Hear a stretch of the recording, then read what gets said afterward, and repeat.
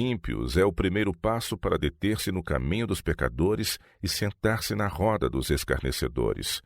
Ora, todos os que quiserem formar um caráter reto, escolham companheiros de uma séria e refletida disposição de espírito e que tenham inclinação religiosa.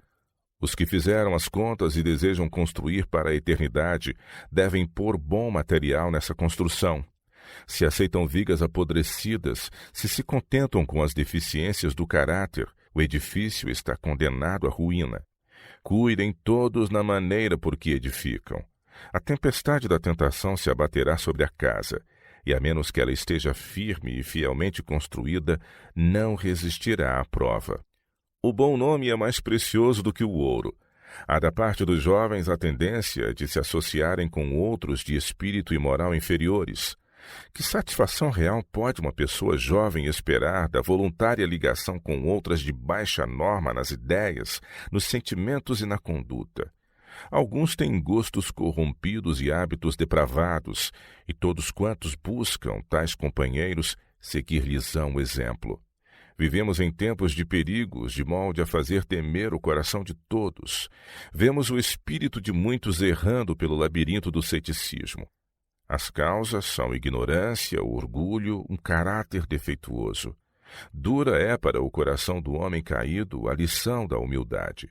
Há qualquer coisa no coração humano que se insurge contra a verdade revelada quanto aos assuntos relacionados com Deus e os pecadores, a transgressão da lei divina e o perdão mediante Cristo. Guardar a mente. Irmãos e irmãs, velhos e jovens, quando tiverdes uma hora de lazer, abre a Bíblia e entesourai na mente suas preciosas verdades. Quando empenhados no trabalho, guardai a mente, conservai-a firme em Deus, falai menos e meditai mais. Lembrai-vos de que de toda a palavra ociosa que os homens disserem, hão de dar conta no dia do juízo. Mateus 12, 36. Escolhei as palavras, isto fechará uma porta ao adversário de vossas almas. Que o dia comece com oração, trabalhai como diante de Deus. Seus anjos se acham sempre ao vosso lado, anotando vossas palavras, vosso comportamento e a maneira em que fazeis o serviço. Caso vos desvieis do bom conselho e prefirais associar-vos com os que tendes razão de suspeitar que não se inclinam para a religião, embora professem cristianismo, tornar-vos-eis em breve semelhantes a eles. Colocai-vos no caminho da tentação, no campo de batalha de Satanás, e a menos que estejais continuamente em guarda, sereis vencidos por seus ardis. Pessoas há que por algum tempo professaram ser religiosas e que estão para todos os intentos e propósitos sem Deus e sem uma consciência sensível. São vãs e frívolas, sua conversa é de baixo teor.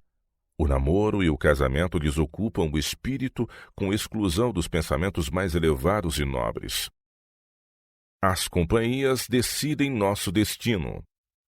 As companhias escolhidas pelos obreiros estão-lhes decidindo o destino para este mundo e o outro. Alguns que dantes eram conscienciosos e fiéis têm mudado lamentavelmente. Desligaram-se de Deus e Satanás os tem seduzido para o seu lado. São agora irreligiosos e irreverentes e exercem influência sobre outros facilmente moldáveis. As más companhias estão deteriorando o caráter, os princípios estão sendo minados. Quem anda com os sábios será sábio, mas o companheiro dos loucos achar-se-á mal. Provérbios 13, verso 20. Os jovens se acham em perigo, são porém cegos para discernir as tendências e resultado da direção que seguem.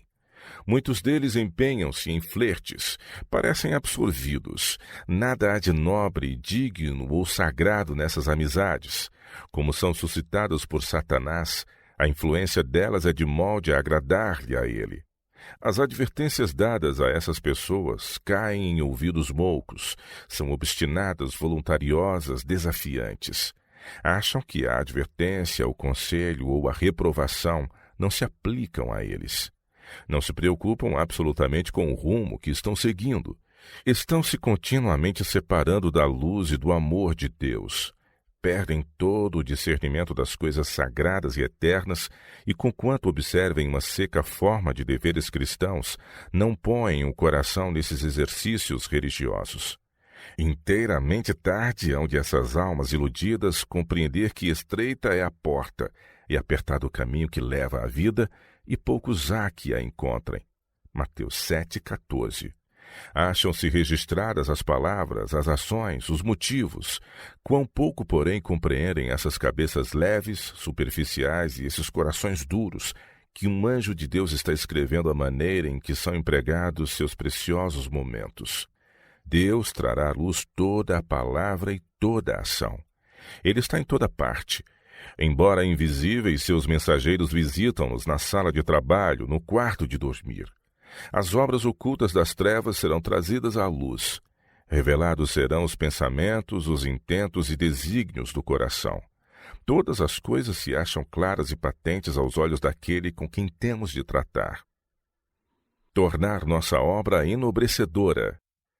Os obreiros devem levar Jesus consigo para todo o departamento de trabalho.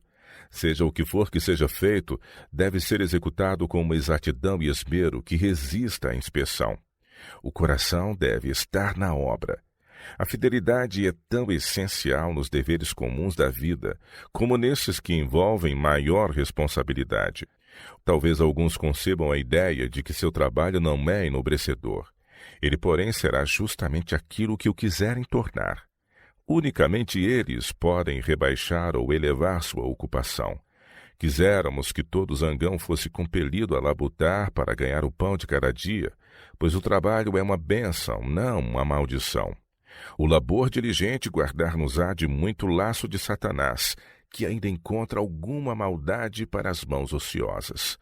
Nenhum de nós deve envergonhar-se do trabalho, por mais servil e menor que pareça. O trabalho é enobrecedor. Todos quantos labutam com a cabeça ou com as mãos são homens e mulheres de trabalho.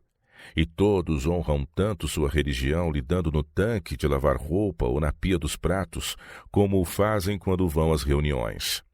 Enquanto as mãos se encontram ocupadas nos serviços mais comuns, a mente pode ser elevada e enobrecida por pensamentos santos e puros. Quando qualquer dos obreiros manifesta falta de respeito pelas coisas religiosas, deve ser desligado da obra. Ninguém pense que a instituição depende deles. Os que têm estado por muito tempo trabalhando em nossas instituições deviam ser agora obreiros de responsabilidade, de confiança em todo lugar, tão fiéis ao dever como a bússola ao polo. Houvessem eles empregado devidamente suas oportunidades e teriam agora caráter harmônico e uma profunda viva experiência nas coisas religiosas. Mas alguns deles se separaram de Deus. A religião é posta de lado. Não é um princípio arraigado, cuidadosamente nutrido onde quer que vão, seja qual for a sociedade a que sejam lançados e que se demonstra uma âncora para a alma. Quero que todos os obreiros considerem atentamente que o êxito nesta vida, bem como em alcançar a vida futura, depende em alto grau da fidelidade nas coisas pequeninas. Os que anseiam maiores responsabilidades devem se mostrar fiéis no cumprimento dos deveres que têm justamente onde Deus os colocou. A perfeição da obra de Deus é tão claramente vista nos mais pequenos insetos como no rei dos pássaros. A alma da criancinha que crê em Cristo é tão preciosa à sua vista como o são os anjos que lhe rodeiam o trono. Sede vós perfeitos como é perfeito o vosso Pai que está nos céus. Mateus 5:48. Como Deus é perfeito em sua esfera, assim pode o homem o ser na sua. Tudo quanto as mãos acharem para fazer deve ser executado com exatidão e rapidez. A fidelidade e a integridade nas coisas pequenas, o cumprimento dos pequenos deveres e a prática de diminutos atos de bondade animarão e darão alegria no caminho da vida, e quando findar nossa obra na terra, todos os deveres cumpridos com fidelidade serão apreciados diante de Deus quais joias preciosas.